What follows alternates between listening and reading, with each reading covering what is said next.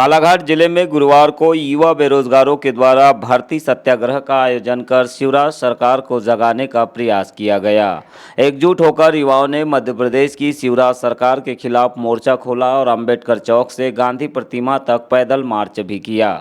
युवा बेरोजगारों की इस रैली को कांग्रेस ने भी समर्थन दिया। हालांकि बेरोजगार युवाओं ने इस आंदोलन को राजनीतिक नहीं बनाने की मांग करते हुए सभी कांग्रेसियों से विनम्र पूर्वक आंदोलन से चले जाने का आग्रह किया। बावजूद इसके कांग्रेस के कार्यकारी अध्यक्ष नितिन भोज ने पूर्व मुख्यमंत्री कमलनाथ से दूरभाष पर चर्चा कर युवाओं को संबोधित कराया। पूर्व मुख्यमंत्री कमलनाथ ने बेरोजगार युवाओं से कहा कि यह समस्या पूरे प्रदेश की है। हम बेरोजगार युवाओं के साथ हैं और हम सब मिलकर भाजपा से लड़ने तैयार है। उन्होंने यह भी कहा कि सत्ता में आने के बाद हम युवाओं के लिए भर्तियां निकालकर अपना वादा भी निभाएंगे। 18 साल में जो बीजेपी ने प्रदेश में माहौल बनाया, कोई निवेश आने को लाने को तैयार नहीं। और मैं तो मानता हूँ कि सबसे बड़ी चुनौती अगर मध्य प्रदेश में है नौजवानों की भविष्य की है। आज का पढ़ा लिखा नौजवान उसकी आशा है, उसकी स्वप्न है और इसका बीजेपी के कार्यकाल में कोई रोजगार के मौके नहीं बने। रिक्त पद भी जो है उनको नहीं बढ़ा गया। केवल शिवराज सिंह जी की घोषणाएं, केवल शिवराज सिंह जी का शासन केवल यही रहा है। तो मैं आपको यही आश्वासन देना चाहता हूँ, 12 महीने में चुनाव है, आप सब मिलकर हम मिलकर नई सरकार बनाएंगे और नौजवानों के भविष्य को सुरक्षित रखेंगे। कांग्रेस की ओर से इस रैली में महेंद्र अमूले, जीतू बर्वे, सौरभ लोधी और अन्य कांग्रेसी भी शामिल रहे।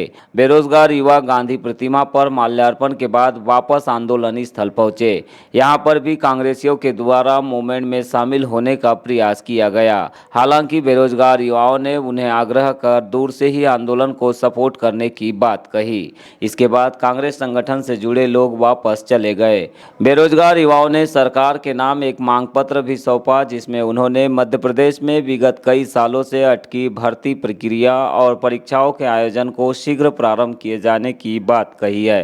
हम समस्त बेरोजगार युवा बेरोजगार साथियों से अपील करते हैं कि वो यहाँ पर आए और विभिन्न भर्ती रैलियों, विभिन्न प्रकार की गतिविधि भर्तियों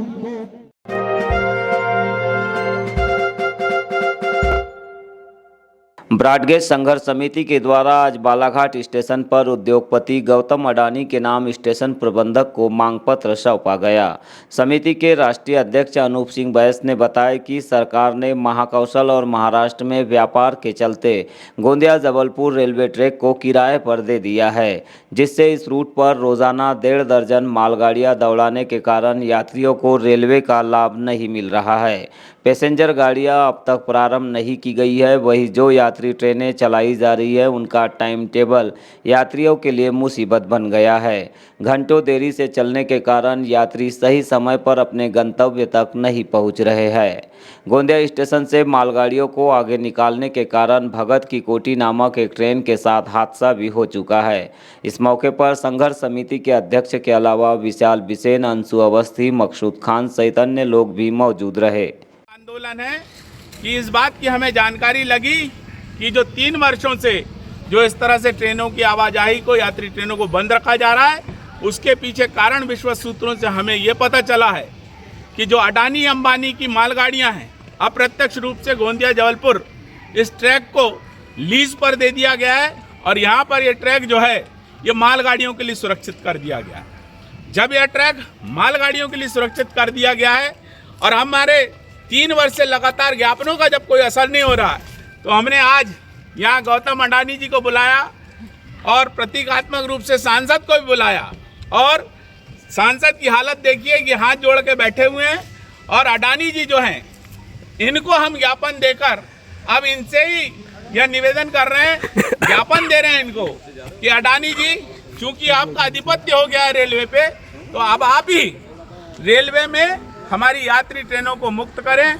यात्री ट्रेनों की जो लेट लतीफ़ी है इससे निजात दिलाएं और बालाघाट से गोंदिया जबलपुर से जो सीधी ट्रेनों का जो रास्ता है उसको आप ये जो रोकने का कार्य किए हैं उसको बंद करें, हमारी यात्री ट्रेनों को प्राथमिकता दें।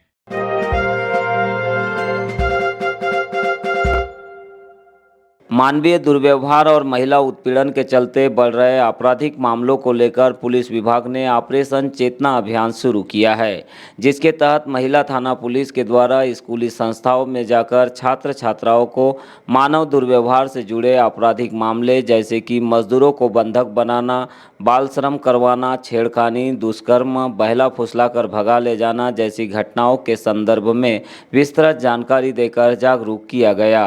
इस संबंध में महिला थाना प्रभारी प्रीति सिंगोतिया ने बताया कि डीएसपी सोनम झरवाड़िया के निर्देशन में 28 सितंबर को चेतना अभियान के तीसरे दिन छात्र छात्राओं को जागरूक किया गया। यह अभियान पूरे 9 दिनों तक चलाया जाएगा। एक्टिविटी दिखती है जो कि आपकी रेगुलर एक्टिविटी से कुछ अलग हो रही है ना। रेगुलर आपका जो रूटीन चल रहा है कि हाँ डेली यही ड्राइवर रहता है, बस में यही अटेंडर रहते हैं, यही